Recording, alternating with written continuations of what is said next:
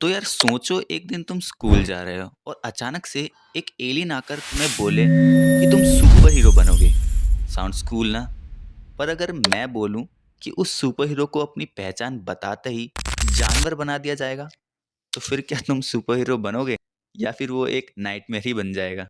हम सभी यार बचपन में उड़ना चाहते थे, है ना, फाइट करना चाहते थे, अपनी पावर्स को दिखाना चाहते थे और लोगों को इम्प्रेस करना चाहते थे। पर कोई ये नहीं बोलता था कि सुपर हीरो बनने के बाद तुम्हें स्कूल का होमवर्क भी मैनेज करना पड़ेगा। और यहीं से शुरू होती है अपने मित्रों की एकदम रोमांचक कहानी।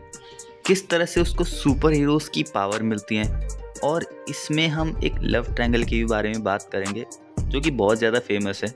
तो फिर करते हैं शुरू।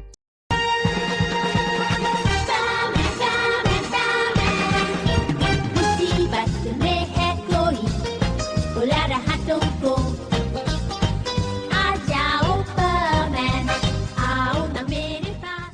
तो एक दिन क्या होता है कि एक नॉर्मल सा लड़का जिसका नाम होता है मित्सुसुआ, जो कि 11 साल का है, अपनी मम्मी से डरकर घर से भाग गया होता है। अभी उसको रास्ते में एक एलियन यानी कि बर्डमैन मिल जाते हैं जो अपने स्पेसशिप के साथ होते हैं। अभी जो बर्डमैन है ना, वो एक गैलेक्टिक गार्ड है जो नए सुपर हीरोज को ढूंढता है प्लैनेट भर प्लैनेट घूम के। और उसने एक दिन मित्सो को पिक किया परमैन बनने के लिए। फिर क्या, मित्सो को मिलते हैं 3 सुपर गैजेट्स, एक हेलमेट, एक केप और एक बैज।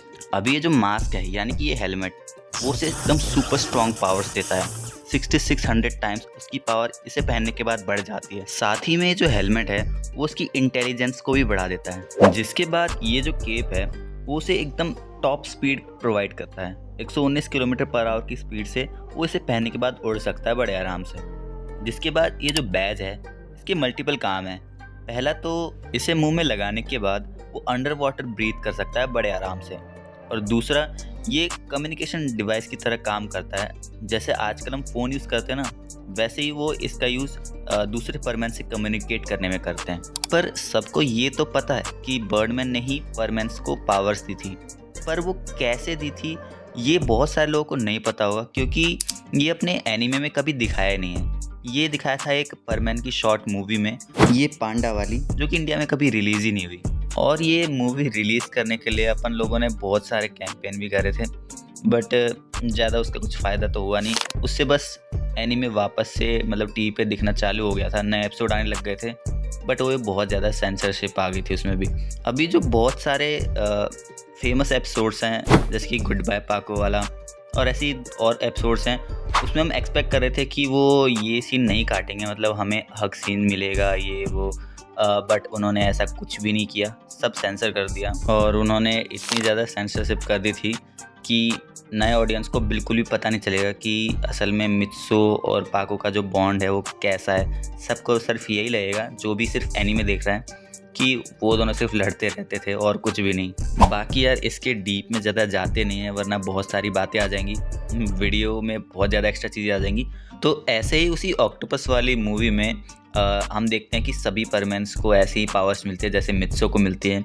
उनमें से एक होता है एक बंदर जिसको बर्डमैन पावर देते हैं, एक पाको होती है और एक होता है पायन। तो टोटल अपने पास 4 परमैन्स होते हैं। तो अभी मैं बाकी परमैन मेंबर्स की बात कर लेता हूँ। तो उसमें सबसे पहला था बंदर, जिसका नाम बूबी था। उसके बारे में ज़्यादा कुछ बोलने के लिए है नहीं।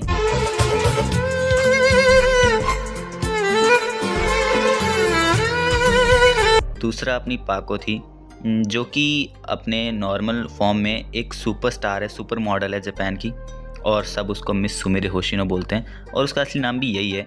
बाकी जब वो परमैन फॉर्म में आती थी तो उसको पाको बोला जाता था, क्योंकि उसको बर्डमैन नहीं बोला था कि तुम अपनी आइडेंटिटी किसी दूसरे परमैन्स को या फिर किसी भी इंसान को नहीं बताओगे।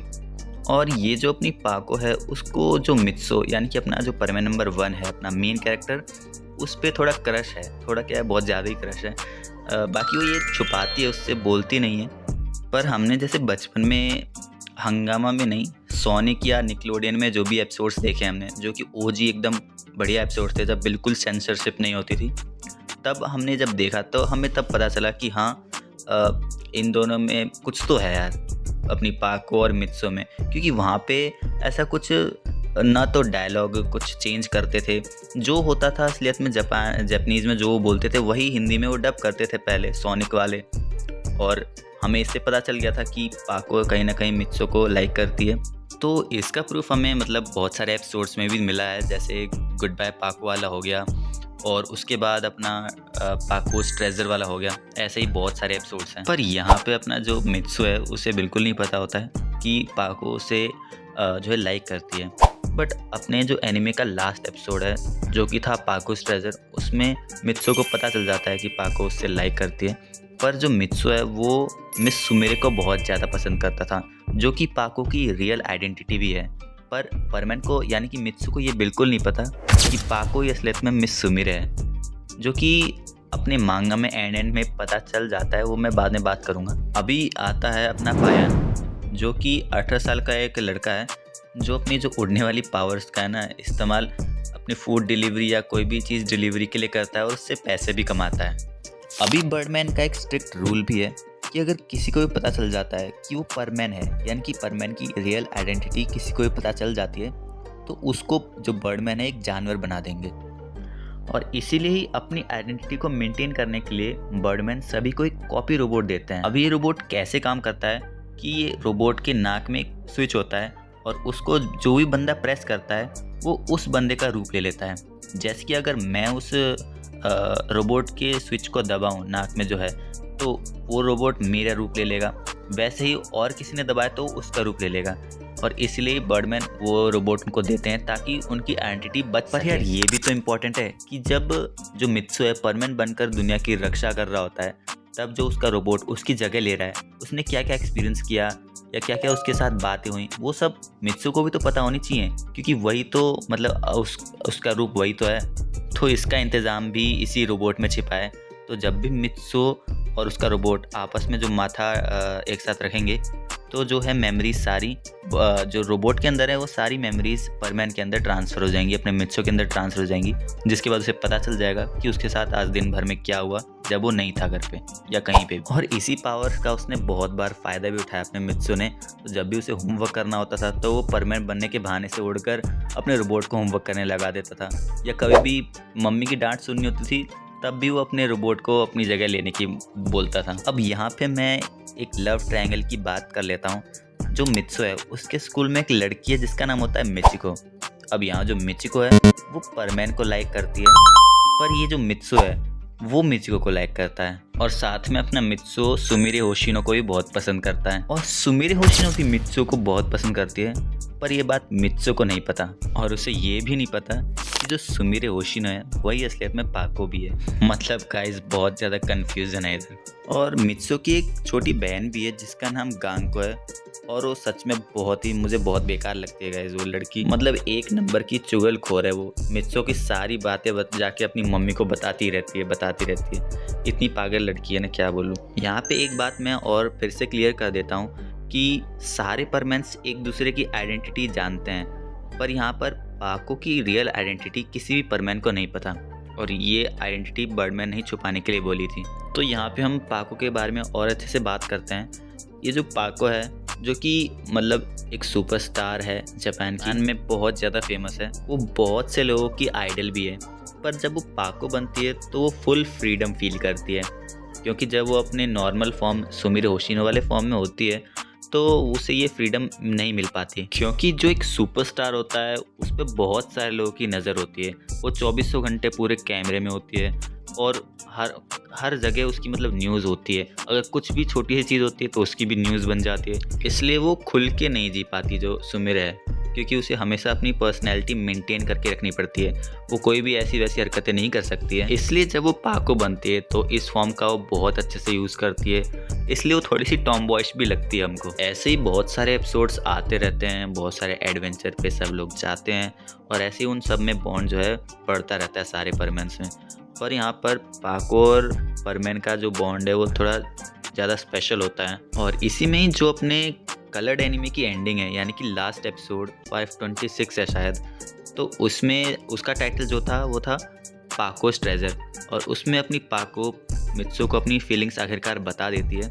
और यहाँ पे वो कैसे बताती है, थोड़ी इनडायरेक्ट वे में बताती है। वो एक ना मिरर देती है मित्सो को, बोलती है कि यही मेरा ट्रेजर है।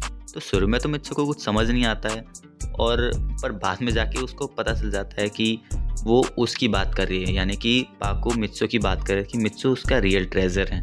और इस एपिसोड के बाद अपने कोई भी एपिसोड्स आते ही नहीं है। पर जो अपनी मांगा की एंडिंग है ना, वो थोड़ी सी अलग है। वैसे तो वो भी एंडिंग हम कह नहीं सकते क्योंकि वो भी आधी अधूरी थी। तो उस एंडिंग में क्या होता है कि जो बर्डमैन होते हैं वो मित्सो को एज ए बर्डमैन बनने के लिए चूज़ करते हैं बर्ड प्लैनेट में, और अपने साथ लेके जा रहे होते हैं। पर तभी क्या होता है कि ना, सुमिरे देखती है कि अब शायद परमैन बहुत टाइम के लिए जा रहा है, पता नहीं मिले या ना मिले।